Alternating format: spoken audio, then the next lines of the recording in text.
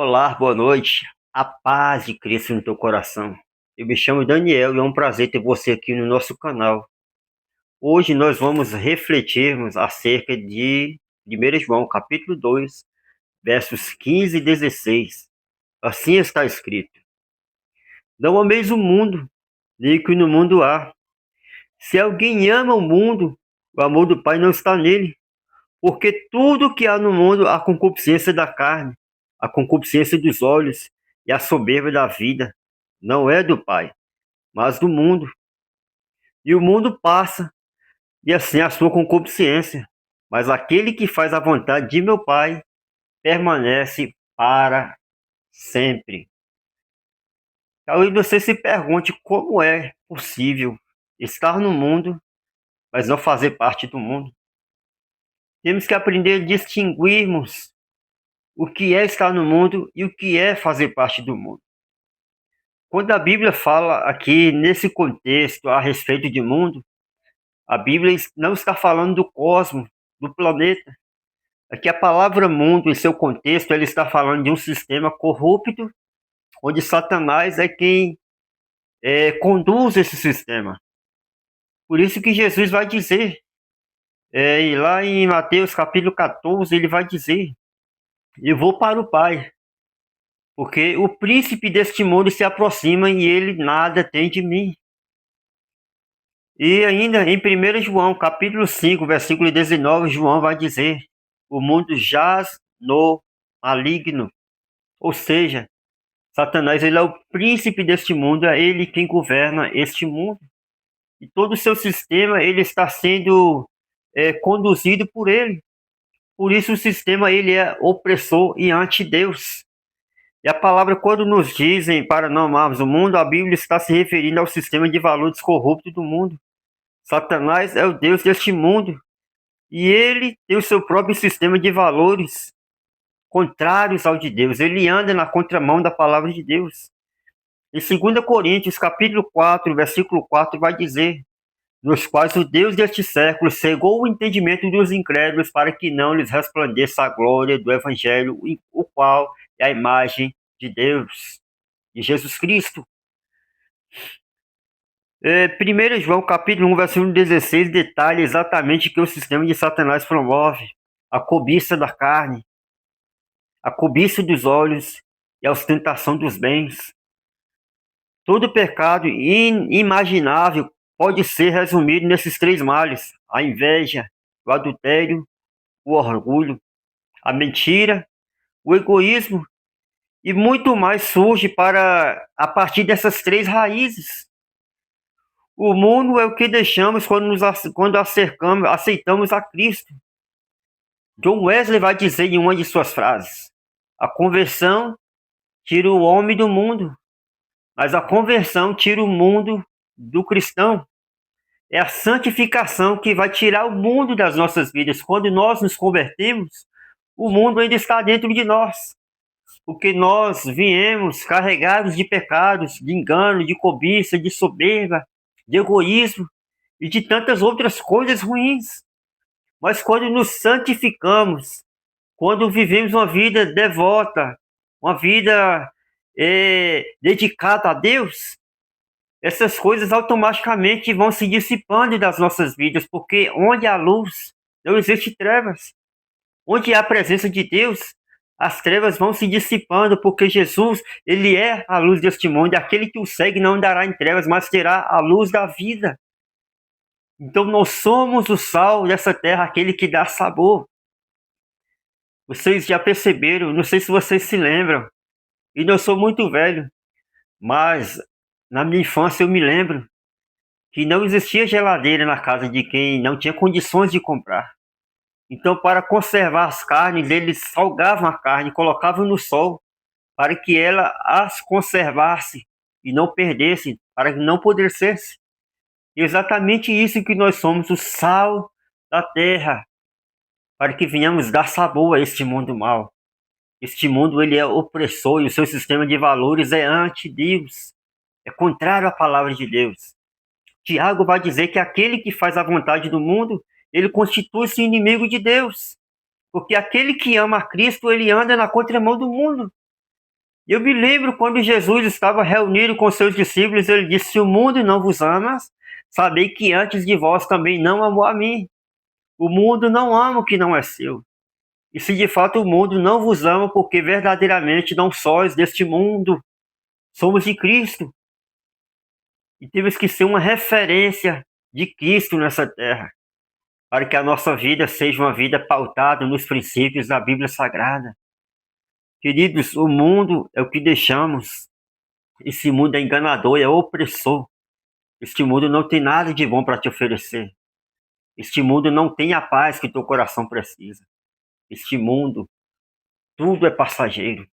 Tudo neste mundo passa, bem como as suas concupiscências.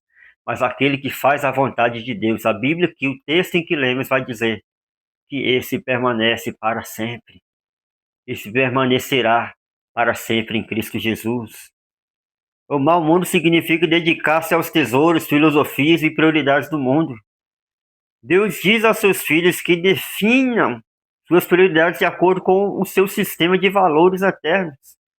Nós devemos procurar primeiro o reino de Deus e a sua justiça. Mateus capítulo 6, versículo 33 vai dizer: buscar em primeiro lugar o reino de Deus e a sua justiça, e todas as demais coisas vos serão acrescentadas. Quais têm sido as tuas prioridades? Quais têm sido as tuas prioridades? Será que Cristo tem sido a quarta, a quinta ou talvez a última prioridade na tua vida? Será que Cristo tem sido para quando surgir um tempo para você? Cristo deve ser a prioridade da tua vida. Cristo deve ser a prioridade da minha vida. Interessante que quando nós completamos anos e estamos em um aniversário, a primeira fatia do bolo você tira para quem? Você tira para aquela pessoa que você considera como mais importante na sua vida. E o que eu quero dizer com isso? A primeira fatia do bolo deve ser oferecida a Deus, porque Ele deve ser a prioridade da tua vida. E a segunda fatia deve ser para aquela pessoa, depois de Deus, que você considera como importante na sua vida, talvez um filho, talvez um pai, talvez uma mãe, talvez uma esposa, e etc. Mas que Cristo venha ser a prioridade da tua vida. Quando entramos na família de Deus através da fé em Cristo, Deus nos dá a capacidade de deixarmos os desejos desse mundo. Portanto, se alguém está em Cristo, nova criatura é. As coisas antigas já passaram, e eis que tudo se fez novo, segundo Coríntios, capítulo 5, versículo 17. Nós nos tornamos cidadãos do outro reino, do reino de Cristo. Nos tornamos cidadãos do reino dos céus. Porque a nossa cidadania está no céu, somos peregrinos aqui. A nossa morada não é aqui.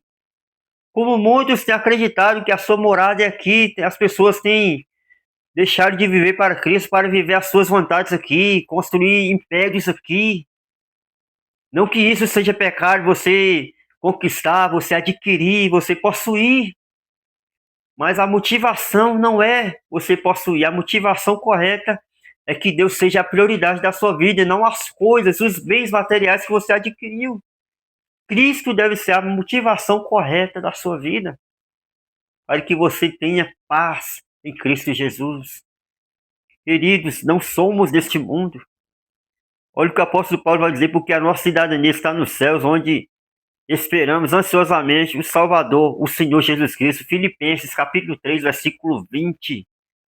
Nosso desejo se torna em conhecer a Deus e realizarmos o eterno e real importante, não o temporal, e deixamos de amar o mundo. Aquele que ama o mundo, o amor do Pai não está nele.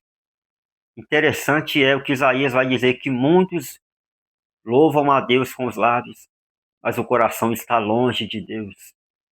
Muitos estão dentro da igreja, cantam, louvam, bate palma, porém estão longe de Deus, porque o seu coração não está de fato ali naquele culto, não está ali em Cristo. O coração está nas coisas materiais deste mundo. Mas que é um conselho, meu irmão, minha irmã que escuta nessa noite. Busque o reino de Deus em primeiro lugar. Todas as demais coisas vos serão acrescentadas. Jesus, ele é o caminho, a verdade e a vida. E devemos dedicar nossa vida a ele. Se fecharmos os nossos olhos hoje, para onde irá a nossa alma? A Bíblia vai dizer no livro de Hebreus, capítulo 9, versículo 27, porque está destinado ao homem morrer uma só vez, vindo após isso o juízo de Deus. Você morreu uma vez, meu querido. Nessa vida acabou, mas segue-se o juízo de Deus. E lá Deus definirá quem será salvo e quem será condenado. Quem irá para o céu e quem irá para o inferno. Embora você, aceitando ou não essa realidade de céu e inferno, você crendo ou não, você acreditando ou não, é meu dever te falar. É meu dever te alertar. Porque isso é mais real do que você imagina. O céu e o inferno são mais reais do que este mundo físico que você acha que tudo aqui é uma eternidade. Um dia a sua vida se findará. Um dia a sua vida chegará ao fim. Mas aquele que faz a vontade de Deus viverá para sempre em Cristo Jesus. Observe o que a Bíblia vai dizer ainda. Quando experimentamos a presença do nosso Senhor e Salvador, temos um profundo anseio de conhecê-lo melhor, de nos tornarmos santos em nossos desejos, pensamentos e conduta. Quando conhecemos a Cristo, queremos ser pessoas melhores. Queremos ser pessoas que agradam a Deus, que satisfazem a vontade de Cristo. Se continuarmos amando o mundo do jeito dos incrédulos, isso irá prejudicar nosso crescimento espiritual e nos tornará infrutíferos para o reino de Deus. Jesus nos dá dois exemplos disso. Um é encontrado em Lucas, capítulo 6, versículo 43 e 45. Porque não há boa árvore que dê mau fruto, nem há árvore má que dê bom fruto. Uma árvore boa não dá má fruto, e uma árvore má não dá bons frutos. Então perceba, porque cada árvore se conhece pelo seu próprio fruto. Cada árvore é identificada pelo seu fruto. Se os seus frutos são bons, aquela árvore de fato é boa. Mas se os frutos são maus, aquela árvore de fato ela é uma árvore má. Então pela árvore se conhece os frutos. Quais são os frutos que você tem dado? Quais são os frutos que você tem produzido para o reino de Deus? Frutos dignos de arrependimento ou frutos que o levem à condenação, à separação de Deus? Meu querido, minha querida que me escuta, a palavra de Deus vai dizer lá em Mateus, capítulo 7, versículo 14, 13 e 14.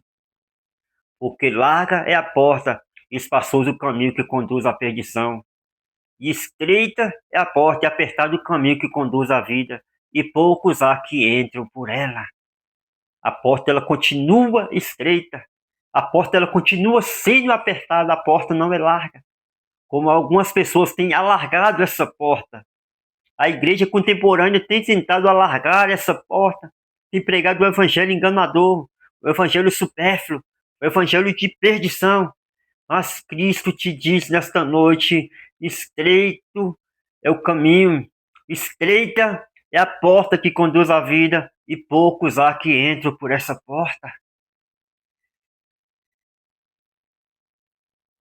O homem bom, do bom tesouro do seu coração, tira o bem, e o homem mau, do seu coração, tira o mal, porque da abundância do seu coração fala a boca. E o outro é encontrado em João, capítulo 15, versículo 1 a 8. Eu sou a videira verdadeira e meu pai é o agricultor.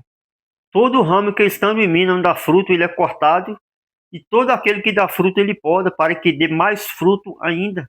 Versículo 3. Vocês já estão limpos pela palavra que vos tenho dito. Jesus diz aos seus discípulos e diz a mim e a você. Nós estamos limpos pela palavra que Jesus nos tem dito. Vós estáis limpos pela palavra que vos tenho falado. Permaneçam em mim e eu permanecerei em vocês. Nenhum ramo pode dar fruto por si mesmo se não permanecer na videira, se não permanecer em Cristo. Você não pode dar fruto se você não permanecer em Cristo Jesus. Permaneçam em mim e eu em vós. Eu sou a videira, vocês são os ramos. Cristo é a videira e nós somos os ramos que estão enxertados na videira verdadeira. Se alguém permanecer em mim e eu nele, esse dará muito fruto, pois sem mim vocês não podem fazer coisa alguma, sem Cristo não podemos nada. Sem Cristo não faremos nada, porque não prosperará. Sem Cristo não daremos fruto, pois toda glória pertence a Ele, porque dele, por Ele, para Ele são todas as coisas, glória eternamente ao nome de Jesus Cristo. Se alguém permanecer em mim e eu nele, esse dará muito fruto, pois sem mim vocês não podem fazer coisa alguma. Se alguém permanecer em mim, será como o ramo que é jogado. Se alguém permanecer em mim, será como o ramo. Se alguém não permanecer em mim, perdão, será como o ramo que é jogado fora e seca. Tais ramos são apanhados, lançados ao fogo e queimados. Versículo 7. E se vocês permanecerem em mim e as minhas palavras permanecerem em vocês, pedirão o que quiserem e lhes será concedido. Isso é uma promessa de oração respondida se permanecermos em Cristo e fizermos a vontade de Cristo. Porque ele vai dizer que aquele que faz a vontade de Deus pode pedir o que quiser e vos será feito. Mas isso não vamos interpretar errado. Se pedirmos o que quisermos, aquele que está dentro do propósito de Deus para a tua vida. Aquilo que está alinhado à vontade de Deus para a tua vida. Não é qualquer coisa que você vai pedir para o seu egoísmo, para o nosso egoísmo, que Cristo nos dará. Ele nos dará aquilo que glorifica o seu nome. Observe aqui o versículo 8. Meu Pai é glorificado pelo fato de vocês darem muito fruto. Quando damos frutos dignos de arrependimento, é Deus quem é glorificado. E assim serão meus discípulos. Ainda em João, capítulo 12, versículo 25, Jesus vai dizer: Jesus levou esse pensamento um passo adiante quando disse: aquele que ama a sua vida, a perderá, ao passo que aquele que odeia a sua vida neste mundo, a conservará para a vida eterna. Interessante. Jesus ainda diz: louvado seja Deus. Jesus disse que se amarmos ao mundo, a algo mais do que ele, não somos dignos dele. Pode ler isso, Mateus capítulo 10, versículo 37 e 38. Se amarmos qualquer coisa, qualquer pessoa, mais do que a Cristo, não somos dignos de Cristo. Cristo deve ser a nossa prioridade em todo o tempo. Não devemos amar nada e nem ninguém mais do que a Cristo, porque Cristo é a nossa maior prioridade. O termo mundo na Bíblia refere-se ao sistema do mal, controlado por Satanás, que nos afasta da adoração a Deus. Portanto, não podemos receber a vida de Deus se estamos procurando a vida em outro lugar. Cristo é o caminho, Cristo é a verdade, Cristo é a vida. O aviso em nossa passagem, olha o que João vai dizer aqui, em 1 João, capítulo 2, versículo 15 e 16. Ele corresponde muito bem ao último verso de 1 João, capítulo 5, que diz: filhinhos, guardem-se dos ídolos. Um ídolo é qualquer coisa que substitui a Deus. Um ídolo é qualquer coisa que ocupa o lugar de Deus dentro do teu coração, na tua vida. Um ídolo não é apenas as imagens que achamos que somente quem se curva diante de imagens é quem adoram ídolos. Não. Ídolo é tudo aquilo que substitui a Deus na tua vida. Então isso é o teu ídolo. É por isso que devemos examinar os nossos corações e nos colocar de joelhos diante do Senhor. Precisamos buscar o seu perdão a cada dia. E o salmista vai dizer: Senhor, vê se há em mim algo mal. Examine-se a si mesmo. E você perceberá que você precisa de Cristo, que você é um pecador. E sem Cristo você é um perdido, é um condenado, é um coitado. Eu sem Cristo não sou nada. Sou um perdido, um coitado, um condenado. Mas em Cristo eu sou mais que vencedor, porque Cristo morreu para me dar vida eterna. Interessante aqui para concluirmos. Olha só, pensamento nas coisas do alto e não nas coisas terrenas. Colossenses capítulo 2, versículo 3. E façam tudo para a glória de Deus. 1 Coríntios capítulo 10, versículo 31. Se comemos, se bebemos, seja tudo para a glória de Deus. Reflita sobre essa palavra, receba essa palavra no teu coração. Se inscreva no canal, ative o sininho e compartilhe essa mensagem com mais pessoas. E que Deus em Cristo Jesus te abençoe. E até a próxima.